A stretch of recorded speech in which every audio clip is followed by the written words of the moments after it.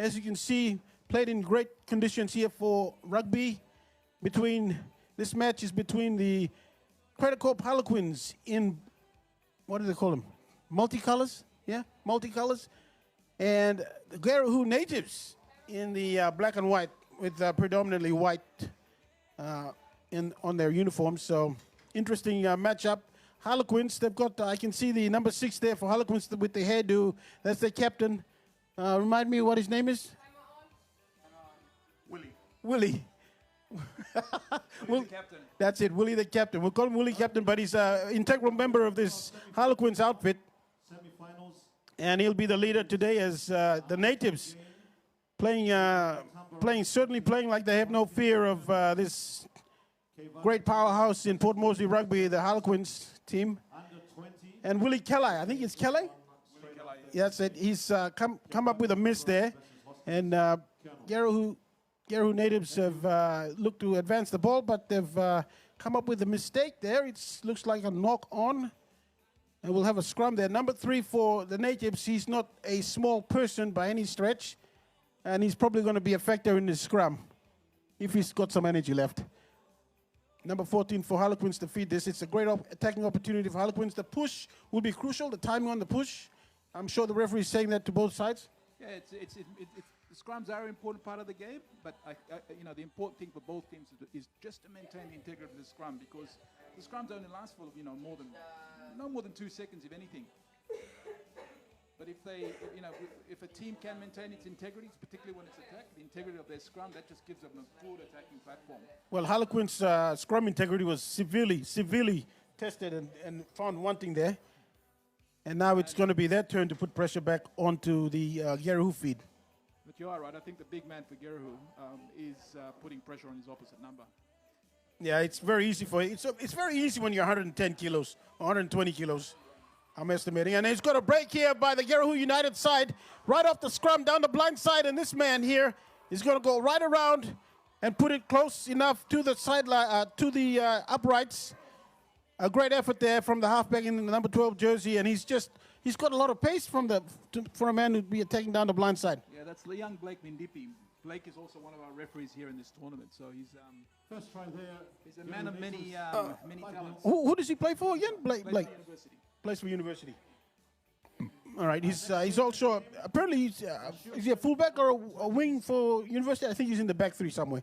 He's in the back 3. I think he either plays 5'8" or outside. Oh, he plays 5'8" as well. So he's got a good strike. He hits this one, but bit wayward there, and he's missed it. But Gerehu natives in front 5-0 with 4 minutes left in this first half of the men's Cup quarter-final of the New Power Sports TOK Sevens at the Santos National Football Stadium here in Port Moresby. Day 2, it's the final day. And if you're in town, you got nothing to do. Now it'd be a good idea to come to the Santos National Football Stadium. There's a lot of seating available. Sun's not hot. The sun's not intense. There's a lot of cloud cover, so it's good conditions. As you see, a break here from Harlequins.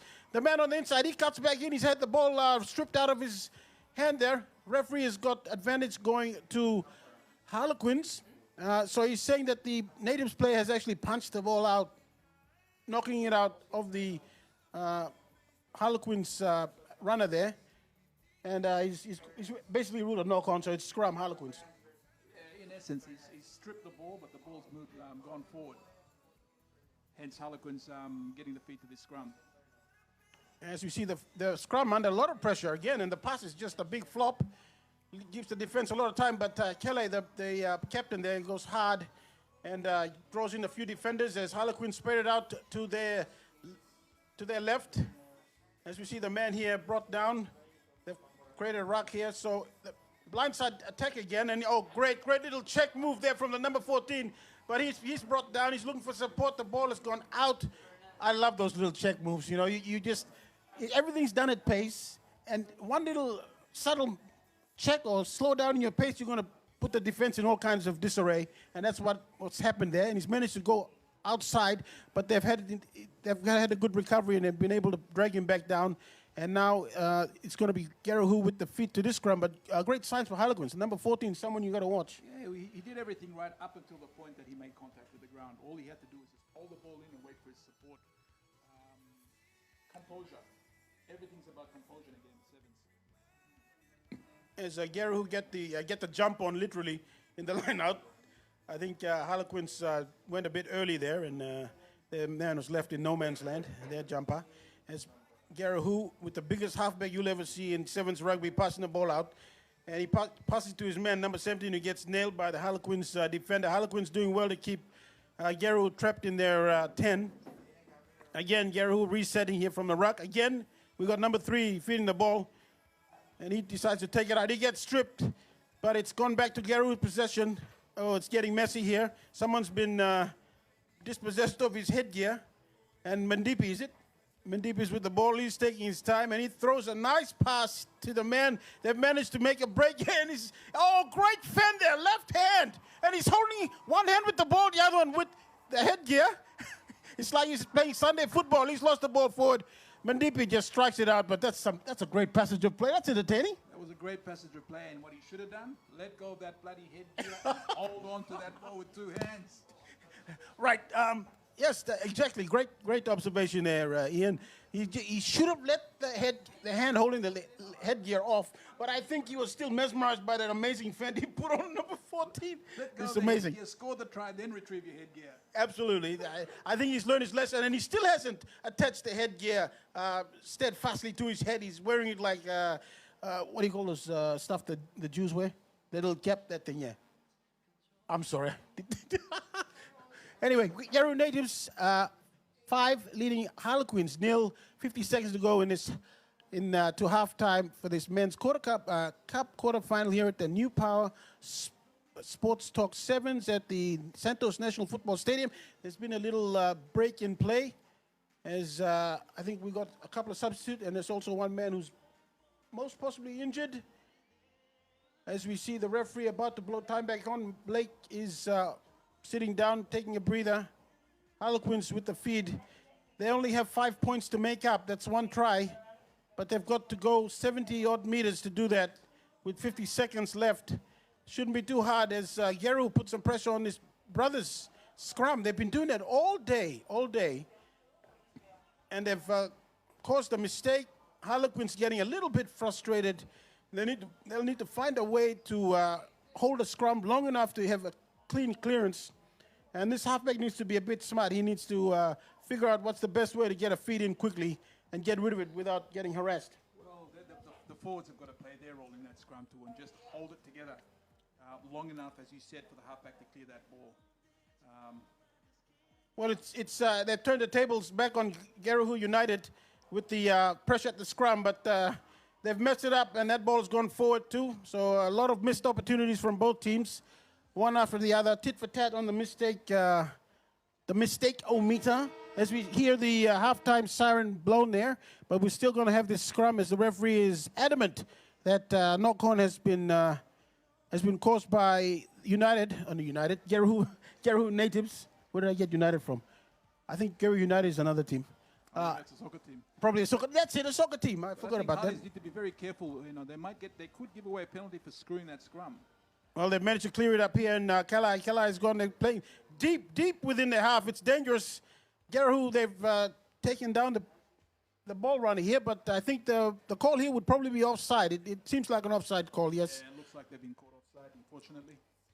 And Harlequins, they're still brave enough to even try to pass it out, but Kala is caught again. So that's twice now. They've tried it, and they've been caught twice, but they've got the penalty, and they really want to get on the board here, so they're going to continue to attack.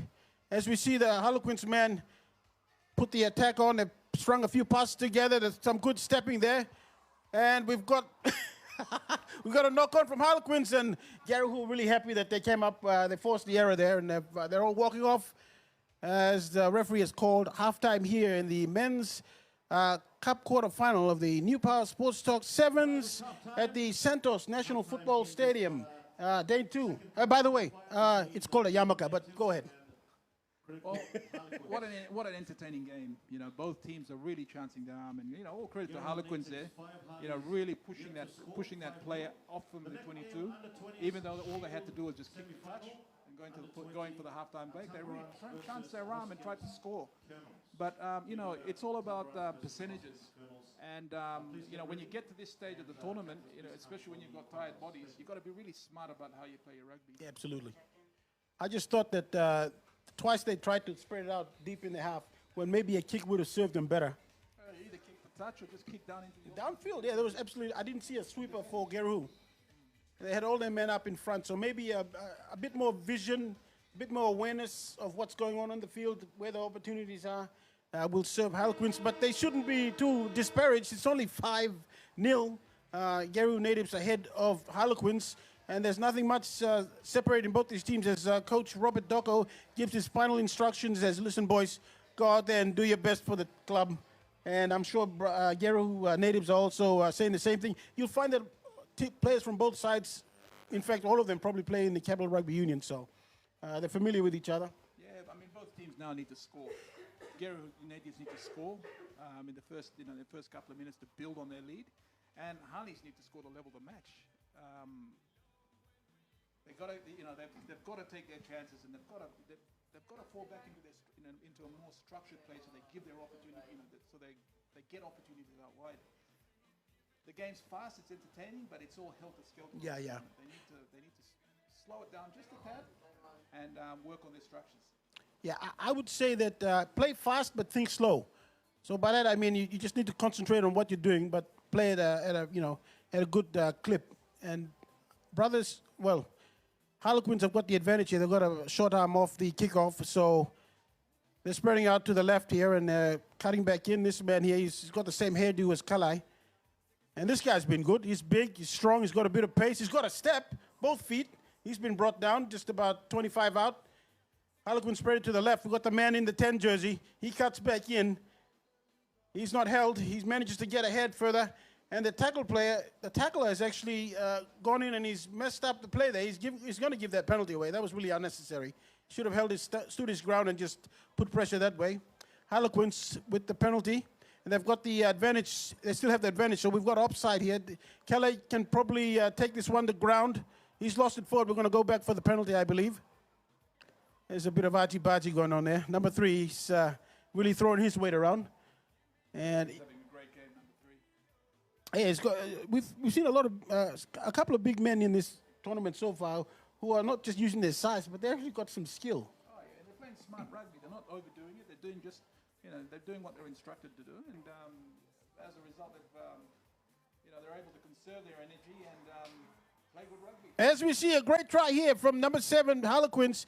It's just a surging effort. They couldn't shut him down, and he 5 meters out, he managed to walk through, I think, 2 or 3 defenders with a couple more holding on to him, and they just couldn't shut the arm carrying the ball down, and he's planted it across the try line or in the in-goal area, and the conversion is successful. So Harlequins leading for the first time after that. 5 points to 7 with a minute gone in the, 2 minutes gone in the second half of this men's cup quarterfinal. Yeah, they've done well to gain the lead, but they've got to play smart rugby. That try was scored. I mean, it was a good, determined effort, but there was just too many bodies. He was running into too many bodies when really all they had to do is just get the ball right into space. Uh-oh, we've got problems here. The kick has gone dead in goal from the kickoff. So, Which is a cap restart to the natives at halfway. which is just not smart thinking there from Harlequins. The kicker has given it a good hoof, and that's the danger in this format. If you kick it too hard and it goes dead in goal, you're gonna have to bring it back to halfway, and it goes to the team that's receiving. So that's what United have. Little step in there by the number 15 for natives. Mendipi again. Boy, Mendipi, he looks like he's got all the time in the world. These Gerehu players, I think they've come in with the mindset that they're going to take their time, see what they have, and they're going to play cool, calm, and collected, which is what they're doing. The skills are showing certainly that. Blake is surveying the land. He gets a kick through, and he's got the run on the outside. It's the number 3 for Gerehu, who taps it on ahead. It's a head-on catch of the ball. It's number 8 for Harlequins, who's got it. He's brought down about 12 out. Harlequins manages to secure their ruck. It's number 3 there again. He's trying to cause trouble at the ruck there, use his weight. But Harlequins still with possession. Referee says play on. Gerehu natives with the ball with just about 18 out. They played safe one off the ruck. And he's been driven back, but it's still Gerehu ball. If they're smart, they'll spread it out to the left here. No, he's going back right. But the runner here, he goes back. He's having second thoughts. They're trying to go up the middle. He nearly makes it, and it's that man with the headgear again. I think headgears, somebody should tell him headgears are meant to be worn, not to be held. He doesn't mind, though. Game's going. Number 17, Hot Flakes with a dramatic dive. What's up with this guy with the headgear? Is he thinking straight? I think his teammates should do everybody a favor and get that headgear and kick it out into the stands. Either that or they should nail it onto his head. One of them. Staple it to his head. But anyway, great try there by Gerehu Natives. Yes, excellent try. They just had opportunity after opportunity. They kept their cool, and they managed to get the man on the outside. He had enough pace, and he also finished it off. He capped it off with a nice dive. I'll give him about 8.5 for that. If he somersaulted, it would have been 9. What do you think? 7. Boy, you're a hard judge. Anyway, here we go. We got Gerehu Natives with the kick. They're leading 10 points to 7. And it's going to 10 points to 7. That's unfortunate. That's 2 unconverted tries, but they're still leading with 2.5 minutes gone, or 2.5 minutes left, basically. So Gerehu Natives, if they play this smart, they'll kick it deep, but deep enough for Harlequins to be starting deep in the half and put some pressure on. Or if they got a good jumper, they'll kick it high and go to 10 and see what comes. Well, we're back to where we started. Both teams need to score a try. Gerehu needs to score a try to build on their lead, and Harleys need to score a try to regain the lead. So, I just think you need to be cool and calm and know what you want to do and how you want to do it. And they got the half break here on the 20 as he plays it. Harlequins, there's a dive through. You can't do that. You cannot do that. That's a cynical play there. It was off his feet. Harlequins with the penalty. They've gone for the tap. This big player is cutting back on the inside. He cut 2 left foot steps. He's in space. He's made a break. hold that ball. Yes. Depends if he's cool enough, he'll hold the ball, which is what he's done. Number 7 out to the edge there. We've got a big player, number 12 on the edge.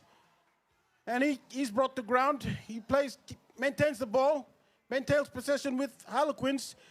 Gerehu doing all they can to spoil. They need to get that ball out And right that really is a cynical play from Gerehu. Send it our way.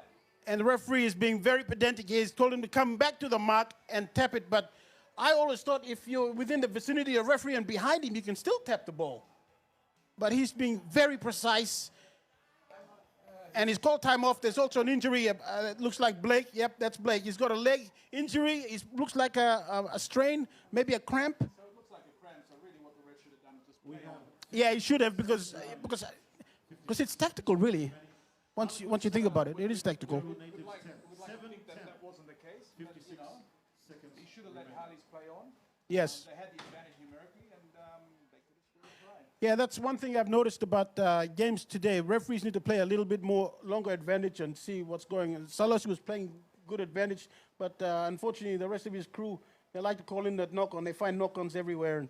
And not to be critical, but it does affect the flow of the game.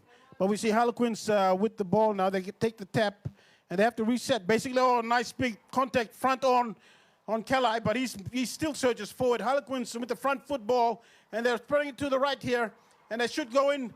Yes, great try there for Harlequins.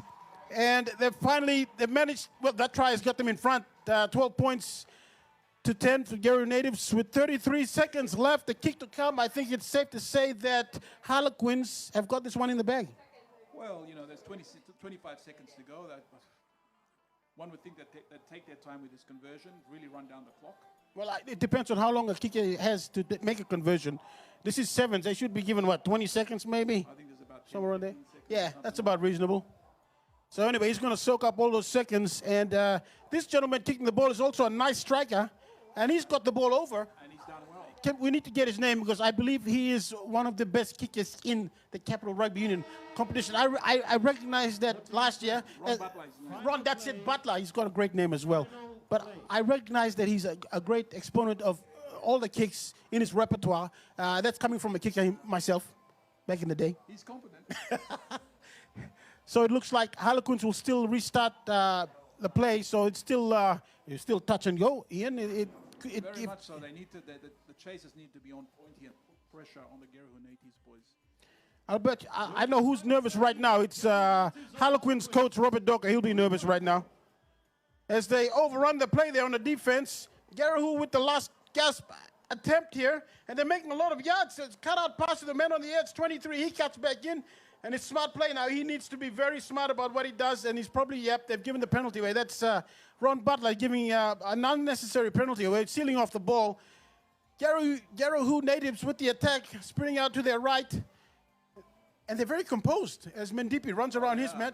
He draws the player, and it's number 17. It's that man again. He's got a bit of work to do. 3 players to defend against. Harlequins have no man defending.